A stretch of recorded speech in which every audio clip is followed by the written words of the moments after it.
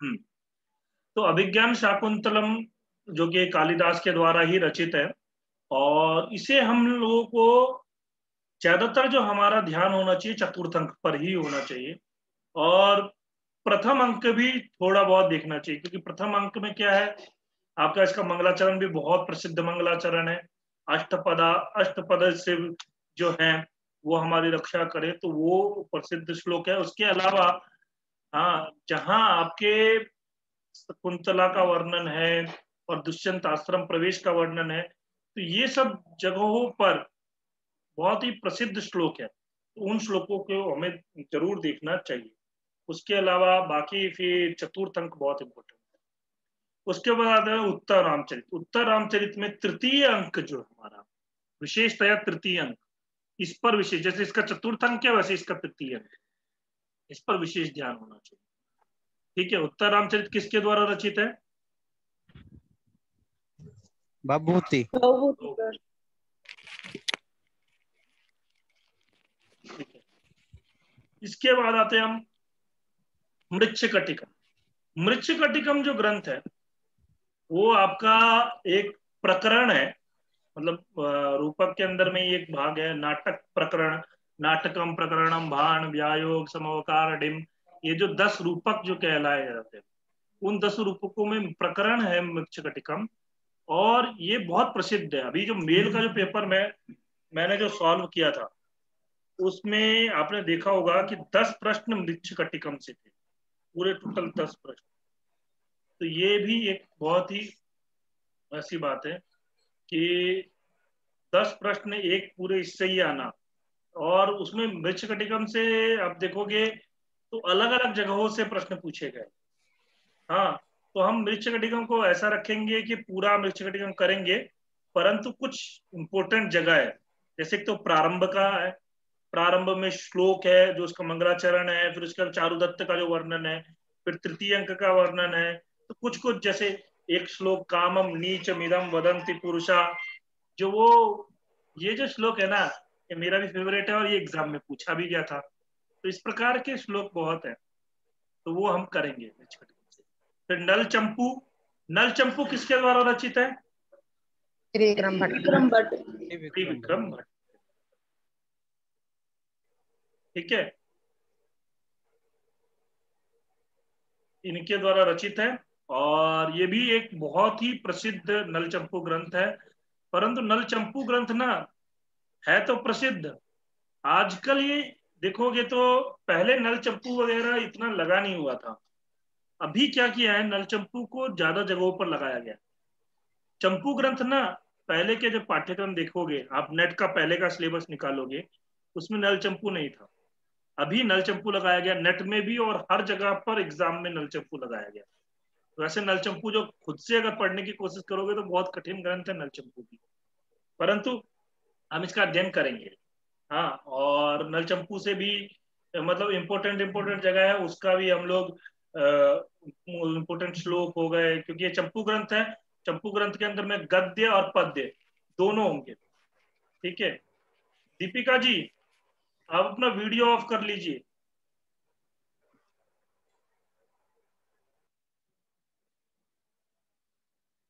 दीपिका जी, हाँ। इसके बाद आते हैं हम, ये देखिए, संस्कृत वाङ्मय के प्रमुख ग्रंथ, भगवत गीता, सांख्य कारिका, वेदांत सार और तर्क भाषा तर्क संग्रह दोनों है। मैंने आपको शुरुआत में एक बात बोली थी कि तर्क भाषा जो है आपके, उस पे प्रश्न पूछे आए हैं। अभी वो 9वां पार्ट आएगा जो आपका मेल का, 7 पार्ट तक तो यूट्यूब पे है, 8वां 9वां कल के दिन आएगा, तो उसमें तर्क भाषा से प्रश्न ज्यादा पूछे गए। ठीक है, तो ये है, वेदांत सार के भी प्रश्न होते हैं, सांख्य कारिका के भी होते हैं।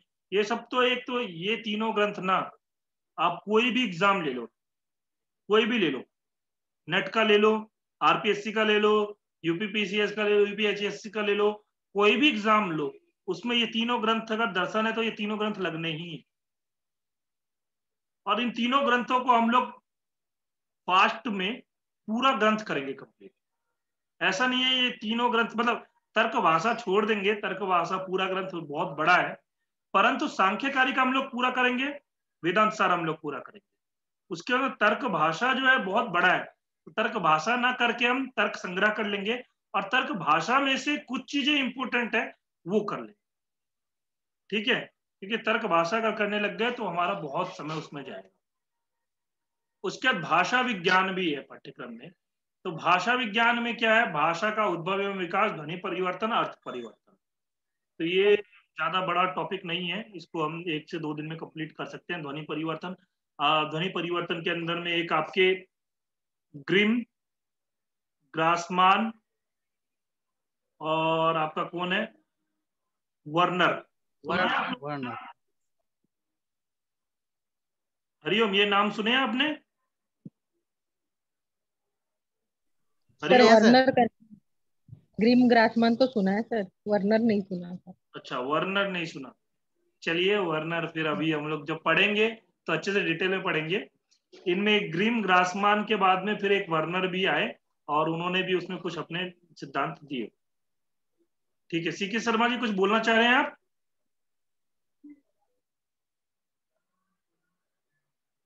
कुछ बोलना चाह रहे हैं तो बोलिए।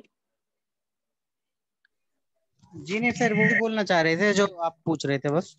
हाँ, व्याकरण शास्त्र, व्याकरण शास्त्र जो है ये, देखिए अभी तक तो हमने देखा कितना बड़ा हमारा साहित्य का है, ये सारा साहित्य का था यहां तक, मतलब आपका साहित्य था।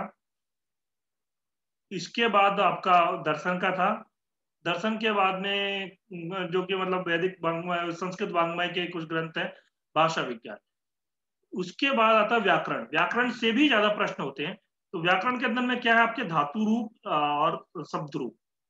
तो क्या है, धातु रूप और शब्द रूप के अंदर में आप देखोगे शब्द रूप, शब्द रूप क्या होते हैं हमारे, अगर हम शब्द रूप का एक पैटर्न जान ले। शब्द रूप में देखिए हम लोग बचपन से याद करते हुए आ रहे हैं कि राम रामो राम रामम रामो रामान रामेन रामभ्यम रामे रामाय रामभ्यम रामेभ्य रामात रामभ्यम रामेभ्य रामशे रामे रामा नाम रामे रामे रामेशु, ऐसे रटा दिया जाता है, बच्चों को भी रटा दिया जाता है और हम लोगों ने भी रटा है। परंतु मैं आपको एक नया तरीका बताऊंगा कि इसका पैटर्न समझ लेंगे ना हम, क्योंकि आपसे एग्जाम में कैसे पूछ लिया जाएगा, हरि शब्द का चतुर्थी विभक्ति एक वचन। अब वहां एग्जाम में आप रटे हुए रहोगे, हरि हरि हरया हरिम हरि हरि हरिना हरि व्याम, और वहां अटक गए। क्योंकि जो चीज रटा होता है ना, उसमें क्या होता है आपका, अगर आप कहीं भी थोड़ा सा अटके, उसके आगे याद ही नहीं आता रहता है। फिर से आप प्रारंभ से शुरू करोगे, हरि हरि हरया हरिम हरि हरि हरिना हरिव्याम, फिर भूल गए, फिर से शुरू करोगे। ऐसे 3-4 बार शुरू करोगे, तब जाकर के अगर याद आ गया तो अच्छी बात है, नहीं आया तो एग्जाम में प्रेशर इतना होता है कि फिर वो और क्वेश्चन भी गलत करवाता है। तो इस चीज के लिए आप एक पैटर्न फॉलो करिए। उसमें क्या है, आपका इकारांत है, इस प्रकार का होता है, एक वचन स्तंभ, द्विवचन स्तंभ, बहुवचन स्तंभ, 3 स्तंभ होते हैं, मतलब 3 वो होते हैं आपके शब्द रूप में, 3 वचनों में रूप होते हैं। उनमें क्या होता है आपका, जैसे मान लीजिए राम शब्द रूप है, तो रामः, रामम, रामेण, रामाय, रामात, रामस्य, रामे, हे राम। एक वचन स्तंभ आप कर लीजिए अलग से, द्विवचन स्तंभ अलग करिए। द्विवचन स्तंभ में क्या होता है आप देखेंगे, तो द्विवचन स्तंभ में रामौ रामौ, ये दोनों एक जैसे होते हैं, रामाभ्याम रामाभ्याम रामाभ्याम, ये तीनों एक जैसे होते हैं, रामयो हो रामयो, ये एक जैसे होते हैं। तो जब ऐसे करोगे तब आपको एक क्लैरिटी रहेगी, अच्छा ये यहाँ पे होता है। अब जैसे हम लोगों से अगर कोई पूछता है कि इसका चतुर्थी विभक्ति एक वचन क्या होगा, हम सीधा बोलेंगे रामायण। और जो रटे रहते, पहले मैं भी ऐसा था, मैंने भी बचपन में रटा। अब मुझसे अगर कोई पूछता था चतुर्थी विभक्ति एक वचन, तो मैं ऐसे बोलता था, मन में सोचता था कि अगर मुझसे कोई पूछता था राम शब्द का चतुर्थी विभक्ति एक वचन, तो मैं ऐसे बोलता था रामायण। इतना टाइम लगाता था। तो इतना टाइम लगाने में क्या है, हमारे वो तो रटा हुआ है। तो इस चीज से थोड़ा सा निकलेंगे हम लोग, शब्द रूप पे अभ्यास करेंगे। धातु रूप में क्या होते हैं आपके, कुछ धातुएं, 10 गणों में जो धातुएं बटी हुई हैं, आपको पता ही है 10 गण, 10 गणों के नाम याद है आप लोगों को? किसी को? हरिओम। जी प्रयास करता हूँ। बोलिए। जी भवादि, अदादि, जुहत्वादि, दिवादि, स्वादि और रुदादि, तनादि, क्रियादि, इतना ही याद है सर। स्वादि, स्वादि और चुरादि। ठीक है, ये आपके 10 गण हैं। तो इन 10 गणों में क्या है, आप देखेंगे तो एक एक धातु, अगर आप एक एक धातु भी याद करके रखते हैं पर्याप्त है।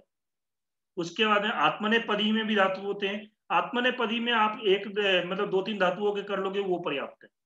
इसमें धातु रूप में आप ज्यादा अभ्यास करने जाओगे तो वो कोई उतना कारगर नहीं होता, क्योंकि धातु रूप से ज्यादा से ज्यादा 2-3 प्रश्न आएंगे। हाँ, अब वो अलग बात है, अगर संभावना रही ये लोग ज्यादा पूछ ले तो वो अलग बात है। परंतु अभ्यास 10 गणों का करना है। हम 10 गणों के रूप का देख लेंगे। अगर एक धातु भी हमारा हो गया तो हमें सारे धातुओं का पता लग जाएगा। और लकारों में भी 5 लकार करने हैं, ज्यादा लकारों को भी नहीं करना है, क्योंकि 10 लकार में रूप होते हैं। अब 10 लकार में रूप याद करना थोड़ा सा अभी इस समय में आप लोगों को अगर याद है, बेस बना हुआ है तब तो बहुत अच्छा है। हाँ, पर मैं एक धातु का करवाऊंगा 10 लकारों में, और बाकी के 5 लकारों के अंदर में अभ्यास करवाऊंगा। ठीक है। उसका कारक है, कारक के अंदर में इतना डीपली नॉलेज नहीं पूछते ये कारक कि मतलब जैसे नेट के सिलेबस में होता है इतना डीपली पूछते हैं। वो उदाहरण दे करके उस उदाहरण से भी बहुत बड़ी चीजें पूछते हैं। हाँ, या सूत्र दे दिया तो सूत्र से सूत्र का कौन कौन सा उदाहरण है, इस प्रकार के प्रश्न पूछा जाता है। पर इसमें क्या होता है, जैसे अभी एक प्रश्न था, ये देखिए, धारे रुत्तम रण, धारे रुत्तम, धारे रुत्तम रण, अत्र किम कारकम, करण कारकम, संप्रदान कारकम, या अपादान कारकम, या कर्म कारकम? करण, अपादान। अपादान कारकम, ये सूत्र है। बस इतना सा ही प्रश्न पूछा हुआ है। तो ये ऐसे प्रश्न, सरल से प्रश्न होते हैं कारक प्रकरण से, ज्यादा डीपली नहीं पूछे जाते। परंतु ये है कि कारक प्रकरण के जो जो महत्वपूर्ण महत्वपूर्ण सूत्र है, जैसे आपका एक महत्वपूर्ण सूत्र है नमः, स्वस्ति, स्वाहा, स्वधा, अलम, वकट, योगच्च, ये सूत्र है चतुर्थी का, और ये बहुत ही प्रसिद्ध है और इससे प्रश्न पूछा जाता है। जो प्रसिद्ध प्रसिद्ध है उन्हीं को करना है। कृत्य प्रत्यय, देखिए कृत प्रत्यय, कृत प्रत्यय क्या होता है आपका, आपके प्रत्यय जो होते हैं, एक तो सुबंत और तिगंत प्रत्यय होते ही है। उसके अंदर कृत प्रत्यय क्या होते हैं, आपके धातुओं के साथ में लगते हैं। धातुओं के साथ में लग करके कृत प्रत्यय भी आपके 3 भागों में बटे हुए हैं। पहला तो कृत्य प्रत्यय है, उसके बाद में पूर्व कृदंत है, और आपका उत्तर कृदंत है। ठीक है, कृत्य प्रत्यय, पूर्व कृदंत और उत्तर कृदंत। ज्यादातर जो प्रश्न होते हैं आपके कृत्य प्रत्यय से होंगे और आपके पूर्व कृदंत से होंगे। उत्तर कृदंत से बहुत कम प्रश्न होते हैं। उत्तर कृदंत के अंदर में हमारे जो होते हैं प्रश्न, वो किस प्रकार के प्रश्न होंगे, तुमुन प्रत्यय से रिलेटेड, त्वा प्रत्यय से रिलेटेड, युक्ता प्रत्यय से रिलेटेड। तो वो जो होता है सामान्य संस्कृत व्याकरण में ले लूंगा मैं। ठीक है, जैसे क्ता प्रत्यय में क्या रूप बनेगा, गम धातु का क्ता प्रत्यय में क्या रूप बनेगा। हाँ, जैसे अभी एक मेल का पेपर था, हाँ उसमें मिच्छटिकम का था, लेकिन मैंने क्या बोला, मैं आपको पेपर का प्रश्न बताता हूँ।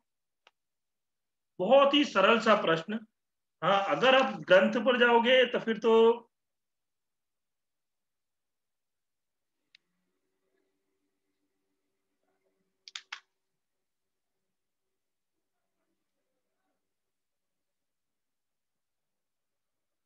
ये देखिए, ये प्रश्न है, अथ इदानीम वसंत सेना क्व डैश, गतः, गतम, गंतुम, गता। अब ये अगर थोड़ा भी व्याकरण अगर किसी ने पढ़ा हुआ, क्ता प्रत्यय का तीनों लिंगों में रूप बनता है। पुल्लिंग में, हाँ, पुल्लिंग में बनेगा राम की तरह, स्त्रीलिंग में बनेगा सीता की तरह, और नपुंसक लिंग में बन जाएगा फलम की तरह। वसंत सेना, और ये हमेशा आपका विशेषण विशेष्य की तरफ प्रयोग होता है। वसंत सेना स्त्रीलिंग है तो इसका बन जाएगा गता। बस। तो ये इस प्रकार के प्रश्न थोड़े लॉजिक से किए जाते हैं, जो कि मैंने आपको शुरुआत में जैसे आपका एक लॉजिक का बहुत बढ़िया प्रश्न बताया था, जो यास्क ने अपने आचार्य को नहीं। तो कुछ लॉजिक के प्रश्न होते हैं। अब ये आपके मृच्छक कटिकम में कहाँ का वाक्य है, इसकी अपेक्षा लॉजिक से ही कर लो। इसके तद्धित प्रत्यय, तद्धित प्रत्ययों के अंदर में अपत्यार्थक। हाँ बोलिए सालू जी, कुछ बोलना चाह रही हैं? सर आप कह रहे हो कि मतलब मेन आता है, मतलब मूल ग्रंथ को पढ़ने की जरूरत नहीं है ज्यादा। बट आपने जो पेपर सोल्व कराए हैं उसमें तो बहुत डीपली डीपली लाइनें पूछी हुई है, नहीं कहीं नहीं, से भी मैंने कहीं अभी भी ये नहीं उठा के बोला पूछ मूल लेते हैं। ग्रंथ को पढ़ने की जरूरत नहीं है। मैंने बोला ये जो प्रश्न है, इस प्रश्न के लिए आप मूल ग्रंथ में देखोगे, ये छोटा सा वाक्य है, अथ इदानीं वसंत सेना क्वा गता। ये जो वाक्य है, वसंत सेना क्वा गता, अब इस वाक्य को आप मृच्छक कटिकम तो में चलो ढूंढोगे। ग्रामर ग्रामर के वे से इसको हम देख सकते हाँ, हैं, इसको ग्रामर के व्याकरण बेस के पे वे कर से। सकते हो, ठीक है। हम्म। और बाकी के प्रश्न तो आपको मूल ग्रंथ से करना ही है, क्योंकि इसके पहले के प्रश्न देखो आप, तो जैसे ये है आपका, वणिज एव भांति तरवः पण्ड्यानि स्थितानि डैश। अब ये प्रश्न आप व्याकरण की दृष्टि से नहीं कर सकते, क्योंकि देखिए हम्म। यहाँ पे ऑप्शन भी ऐसे ही है, वस्त्राणी कुसुमानी नगराणी जलानी, सारे के सारे नपुंसकलिंग बहुवचन में, क्योंकि पण्ड्यानि स्थितानि। तो फिर अब ऐसा सोचो कि ये इसमें ऐसा ही वाला आएगा, जो फलम फले फलानी, वैसे ही ये वाला आएगा। तो चारों ऑप्शन, वस्त्राणी भी वैसे ही है, कुसुमानी भी वैसा ही है, नगराणी भी वैसा ही है, जलानी भी वैसा ही। तो आप इसको व्याकरण के बेस पे तो नहीं कर सकते हो। इसके लिए तो आपको मूल ग्रंथ पढ़ना जरूरी ही है, और मूल ग्रंथ तो पढ़ना जरूरी है। मैंने आपको शुरुआत में भी बोला और अभी भी बोल रहा हूँ, मूल ग्रंथ पढ़ना जरूरी है। परंतु ये छोटे मोटे प्रश्नों के लिए आप मूल ग्रंथ ढूंढने जाओगे तो वो चीजें नहीं, इसको व्याकरण बेस पे करो, लॉजिक लगाओ, अपने नॉलेज का प्रयोग करो, ठीक है। सर आप हमें जो बाकी के जैसे मूल ग्रंथ है उनकी पीडीएफ हमें शेयर कर देंगे क्या, जो जो आप पहले से बना चुके हैं जिनके ऊपर। हाँ हाँ, मैं पीडीएफ शेयर करता रहूंगा आपको। जैसे जो जो ग्रंथ मैं पढ़ाऊंगा उनके पीडीएफ भी सेंड करता रहूंगा। और आपको मैं ये भी सजेस्ट करता हूँ कि मूल ग्रंथ खरीद ही लेना।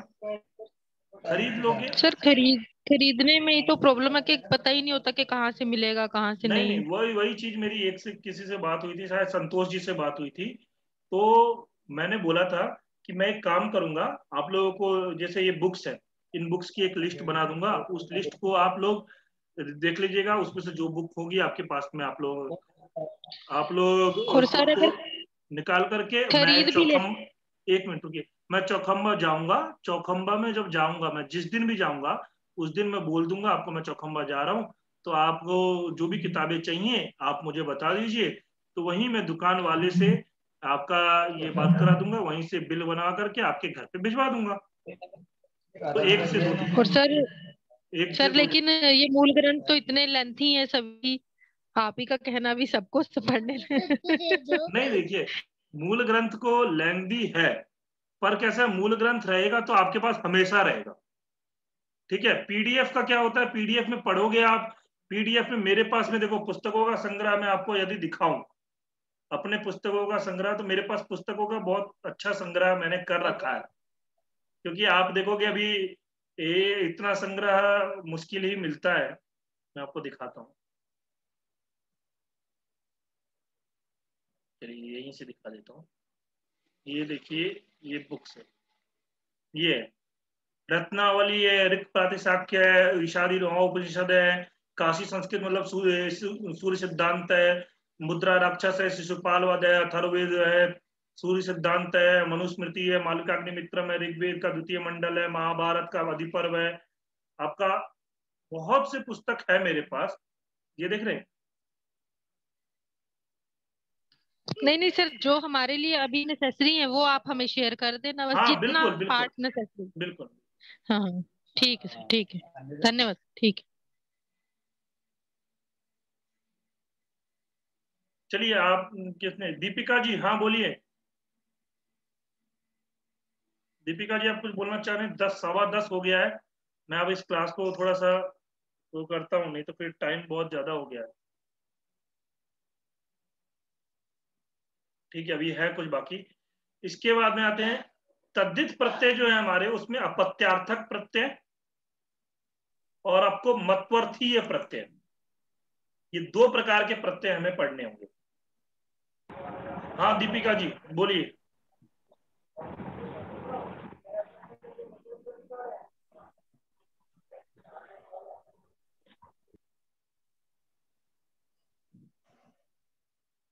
ठीक है, उसके बाद स्त्री प्रत्यय। स्त्री प्रत्यय भी, स्त्री प्रत्ययों के अंदर में आपका टाप प्रत्यय, जैसे टाप प्रत्यय पर एक प्रश्न है, देखिए अजा इत्यत्र स्त्री प्रत्यय, अजा में कौन सा स्त्री प्रत्यय है। तो ये सरल सा प्रश्न भी आ जाता है कभी कभी, और कभी कभी कठिन भी आ जाएगा। तो उसके लिए हम लोग पूरा लघु सिद्धांत कौमुदी से स्त्री प्रत्यय पढ़ लेंगे। कोई ज्यादा बड़ा ये टॉपिक नहीं है, एक दिन में हमारा कंप्लीट हो जाएगा। सूक्तियां, सूक्तियां तो हम लोग उससे पढ़ेंगे, किससे? आपके नीति शतकम से। उसके अलावा और भी ग्रंथ होते हैं, तो उन ग्रंथों में से सूक्तियां जो प्रमुख प्रमुख है उनको पढ़ लें। ठीक है, दीपिका जी कुछ बोल रहे हो? हेलो, हाँ जी सर। हाँ हाँ बोलिए। सर मैं ये कह रही थी, जो आपने अभी भी बात हुई है ना, किसी और साथी से भी हो रही थी बुक्स के बारे में, जो जो भी सर मूल बुक्स हैं वो मेरी तो आप मंगवा दीजिए सर प्लीज, जब भी आप जाओगे। हाँ नहीं, मैं मंगवा दूंगा आपका। वही बात है कि जो आपको सहायता चाहिए होगी वो मैं करवा दूंगा, उसके लिए आप निश्चिंत रहिए। हाँ जी सर। अभी मैं 7 जी तारीख सर। और को सर, आपका ये इस विषय पे बात करूंगा, क्योंकि अभी थोड़ा सा मैं भी व्यस्त हूँ, हाँ मैं जी जा सर। रहा हूँ राजस्थान। तो फिर मैं 7 तारीख को कराऊंगा, ठीक है? हाँ जी सर, एक बात और, ये दीपिका बेटी का नाम है सर, मैं संतोष ही बोल रही हूँ। हाँ नहीं, अब नाम ये लिखा हुआ है इसीलिए मैं ये बोलता हूँ, कोई बात नहीं, बेटी के नाम से आप, लोग हाँ जी, हाँ चाहते जी ही हैं सर। कि हमें अपने बेटे या बेटी के नाम से जाना जाए। ठीक है, तब लोगों को ज्यादा खुशी होती है। ठीक है, चलिए, विकास की अवधारणा तथा अधिगम के साथ उसका संबंध, ये हमारा, अब ये संस्कृत का सिलेबस यहां तक हमारा कंप्लीट हो गया। इसके बाद जो हमारा 20 प्रश्न होते हैं इस पर आधारित, किस पर? हमारा अधिगम, शिक्षण संबंधी। इस विषय में तो आपको ज्यादा मेरे को बताने की जरूरत नहीं है, आप सभी लोग ऑलरेडी टीचर हैं। कुछ लोग गेस्ट टीचर हैं, कुछ लोग तो परमानेंट भी हैं, और अच्छे अच्छे अनुभवी लोग हैं। तो ये जो है, इन विषयों में मुझे नहीं लगता कि आप लोगों को कुछ ज्यादा परेशानी होगी। हाँ, थोड़ी बहुत जो, नहीं सर, इसके इसके क्वेश्चन भी टफ आते हैं सर। नहीं टफ ये तो आते हैं, जो टफ का कोई बात नहीं है, पर मैं भी थोड़ा बहुत करवाऊंगा। पर मुझे लगता है जहां तक कि इस विषय में आप लोग बहुत अच्छे तरीके से जानते होंगे, संस्कृत में भी जानते होंगे, पर इसमें नॉलेज होगा ही। और आप जैसे सर ये थ्योरी अलग अलग, आपने इसी में एक पॉइंट है जैसे कोलबर्ग या इनकी थ्योरीज हैं, ये नहीं हमें पता ना, हमारे पास कोई ऐसा साधन है जिससे हम पढ़ सकें इसके बारे में। हाँ नहीं, मैं करवाऊंगा। ये जो इतनी सारी बातें हैं, अभी मैं इतनी सारी बातें पढ़ना नहीं चाहता हूँ, क्योंकि हिंदी में लिखा हुआ है और ये बातें आप लोग जानते हो। जैसे इसमें देखिए, ये है पाइगेट, कोलबर्ग, वाइगोत्स्की, ये जो है ये आपके, ये इन्हें क्या बोला जाता है आपके, साइकोलॉजर, ये मतलब ये शिक्षा मनोवैज्ञानिक, शिक्षा मनोवैज्ञानिक है ये लोग। और इन लोगों ने अपने अपने सिद्धांत दिए, तो उनके इनके सिद्धांतों को पढ़ना है। फिर उसके बाद में शिक्षार्थियों की तैयारी के स्तर के मूल्यांकन के लिए क्या क्या चीजें की जाती हैं। वस्तुतः इसमें देखिए, इनमें जो प्रश्न होते हैं ना, इनमें प्रश्न कुछ होते हैं थ्योरेटिकल, बाकी चीजें कुछ प्रैक्टिकल ही होते हैं। टीचर जो होते हैं, वो टीचर अगर आप हो तो आप उन प्रश्नों को आराम से कर सकते हैं, इन प्रश्नों का, क्योंकि ज्यादातर प्रश्न जो होते हैं आपके प्रैक्टिकल बेस पे होते हैं। मान लीजिए आपके, अभी अगर आप देखना चाहें तो हम लोग एक दो उदाहरण ले सकते हैं।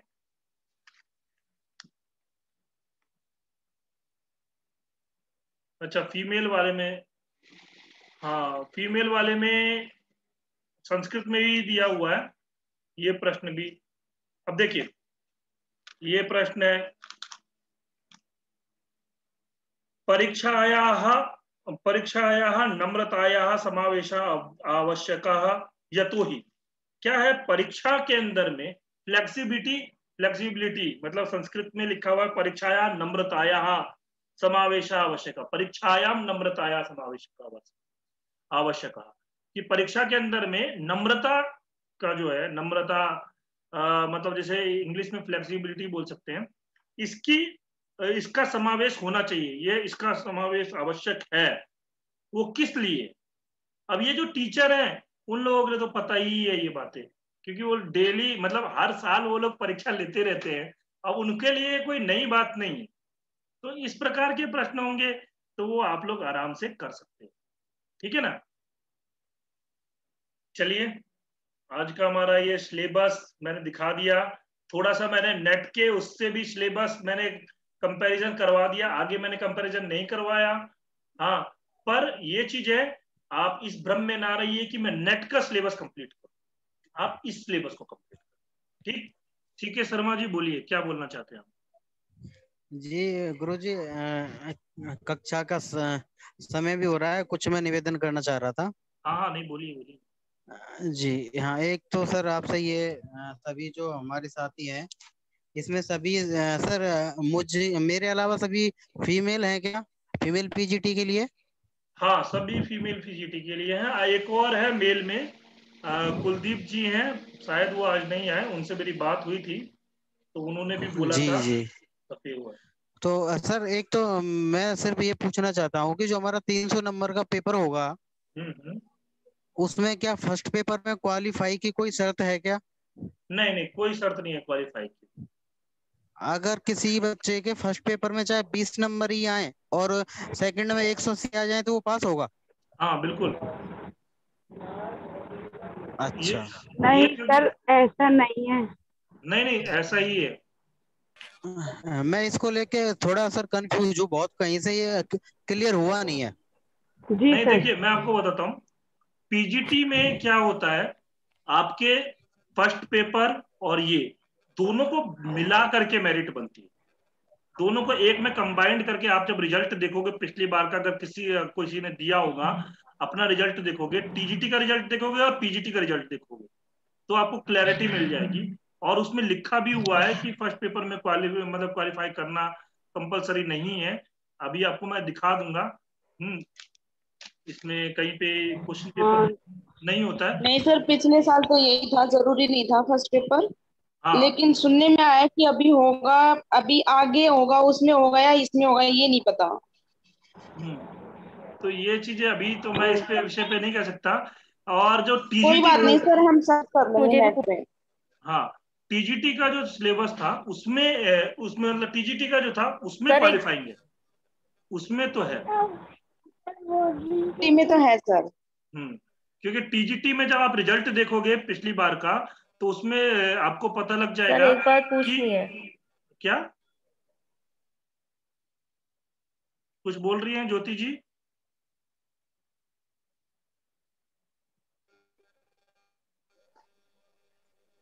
सर हाँ हाँ बोलिए। सर मुझे ये बताइए, मंत्र और सूक्त में क्या अंतर होता है? अच्छा, मंत्र और सूक्त में क्या अंतर होता है? अब देखिए, जी सर। सूक्त क्या है?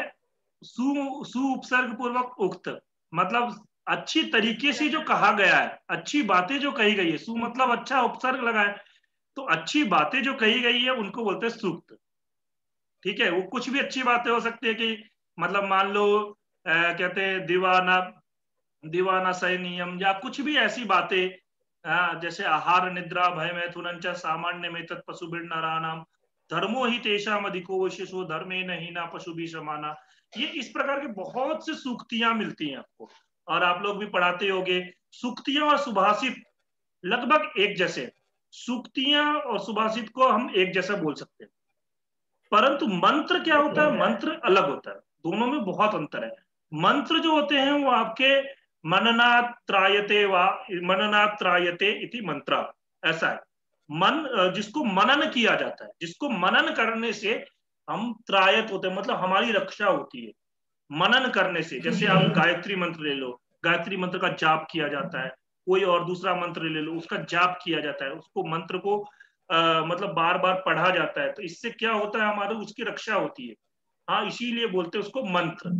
ठीक है, तो ये जो मंत्र है वो आपके ऋग्वेद और यजुर्वेद इत्यादि जो वेदों की जो ऋचाएं हैं उनको मंत्र बोला जाता है, क्योंकि उनका प्रयोग उस तरीके से किया जाता है। ठीक है, सूक्तों का प्रयोग उस तरीके से नहीं किया जाता कि आप कभी ये रटने लग जाओ, रटा नहीं जाता उसको, मतलब रटा नहीं, उसको जाप नहीं किया जाता सूक्तों को, सूक्त बोले जाते जी हैं। गुरुजी जी। हाँ जी सर, मेरी बात अभी थोड़ी रह गई थी। बोलिए बोलिए। हाँ, दूसरा सर मेरा ये निवेदन था कि मेरा एग्जाम 16 जुलाई को है और सभी जो सदस्य हैं इनका 31 को है शायद। हाँ हाँ तो सर मेरा ये निवेदन था कि साहित्य विषय को अगर पहले ले लिया जाए तो मुझे थोड़ा ज्यादा फायदा हो जाएगा। बिल्कुल, साहित्य विषय को पहले ले लेंगे। हाँ, क्योंकि ये और सभी जो हैं इनको तो पढ़ना ही है बाद तक, हम्म। है ना। तो मैं सर ये मेरा करबद्ध निवेदन है आपसे। हाँ नहीं नहीं, बिल्कुल साहित्य विषय को ही पहले लिया जाएगा, क्योंकि साहित्य विषय बहुत बड़ा भी है, और दूसरा कैसा है, जी साहित्य से ज्यादा प्रश्न होते ही हैं, तो साहित्य विषय को बिल्कुल पहले बिल्कुल। लिया जाएगा। और फिर उसके बाद व्याकरण, वेद को हम सबसे लास्ट में रखेंगे, क्योंकि वेद से कम प्रश्न होते हैं, और दर्शन को जी ऐसे करेंगे।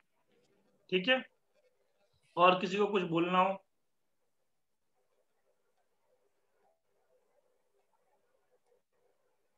ठीक है, फिर हम लोग आज की कक्षा को यहीं विराम दें। आपको आपको गुरुजी यूट्यूब पे मैं बहुत दिन से फॉलो कर रहा हूँ गुरुजी, बहुत दिन से, अच्छा बहुत दिन पहले से। अच्छा अच्छा, नहीं जी धन्यवाद आपका हर उसके जी लिए। आपका हर एक वो मैं देखता हूँ जरूर। हम्म। नहीं, हाँ थोड़ा सा YouTube पे मैं बीच में मतलब YouTube पे वीडियोस कम बनाने लग गया था, कम क्या, बनाता ही नहीं था। हाँ, अभी क्या है, अभी मैं DSSB के लिए पूरा फोकस हूँ, और मैंने ये सोच रखा है, मेरा ये है, मैं इसके इसमें भले ही ये है कि 2 सीट है, तो इसलिए मैं कुछ ज्यादा कर नहीं पाऊंगा, परंतु TGT में मेरा टारगेट है कि TGT की कोचिंग जो मैं शुरू कर रहा हूँ 20 तारीख से, उसमें मेरा टारगेट है कि ज्यादा से ज्यादा लोगों का सिलेक्शन करवाऊं।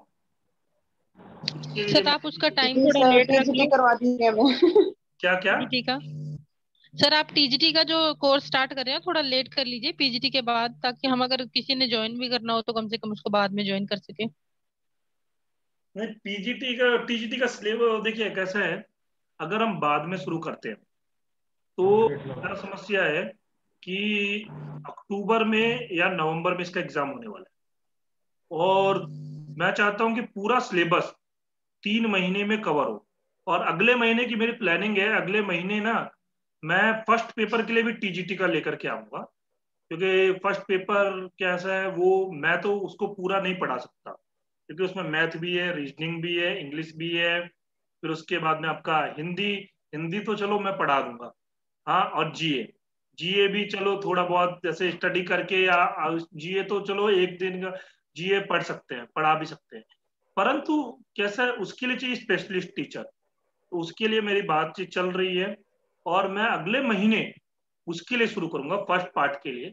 संस्कृत के लिए मैं 20 तारीख से ही शुरू कर रहा हूँ, क्योंकि 20 अक्टूबर तक क्लास जाएगी हमारी, और ऐसे सुनने में आ रहा है कि 9 अक्टूबर या नवंबर में इसका एग्जाम हो जाएगा, तो जितना हम लेट करेंगे उतना लेट तक क्लास जाएगी, फिर हमारा सिलेबस वगैरह कंप्लीट नहीं होगा, तो फिर ये क्या होगा, समस्या आएगी, इसलिए। ये तो गुरुजी ठीक है। जो पीजीटी का पढ़ रहे हैं इनके लिए प्लस पॉइंट ही होगा ये पढ़ के वहां हाँ जाने का सब। बिल्कुल, बिल्कुल आपके लिए तो प्लस पॉइंट ही है, आपका TGT में जब आप PGT का पढ़ रहे हो तो TGT का तो हल्का लेवल का है उससे, और पर व्याकरण सर वगैरह। उसका विषय विषय वस्तु अलग अलग है सर, मेरे को ऐसा लगता है, मतलब नहीं, विषय वस्तु अलग दोनों की अलग है, तरफ है तो वो 10 दिन की जो थोड़ा। क्लास होगी, 10 दिन की क्लास का लगेगा, तो आप रिकॉर्डिंग देख लेना, और 10 दिन की क्लास में उतना कोई ज्यादा टॉपिक होने वाले नहीं है, जो आगे से ही क्लास अच्छे होंगे, मतलब अच्छे क्लास तो शुरुआत से ही होंगे, पर आगे से ही जो टॉपिक वगैरह वैसे टॉपिक आएंगे जो कि क्या TGT लेवल के होंगे। बाकी देखिए व्याकरण में तो सेम ही है लगभग, वही है, बस लेवल अलग अलग हो जाता है। ठीक है। ठीक है, और किसी को कुछ बोलना है? हमारे पास में भी 3 मिनट है, 3 मिनट में क्लास कट जाएगी, तो 3 मिनट में किसी का कोई और प्रश्न रह गया हो तो बोल सकता है, नहीं तो फिर मैं अभी ही काट दूं। ठीक है गुरुजी, सर्वेभ्यो नमो नमः। हाँ, नमो नमः। नमो नमः। नमो नमः सर। नमो नमो नमः सर। नमः। नमो नमः।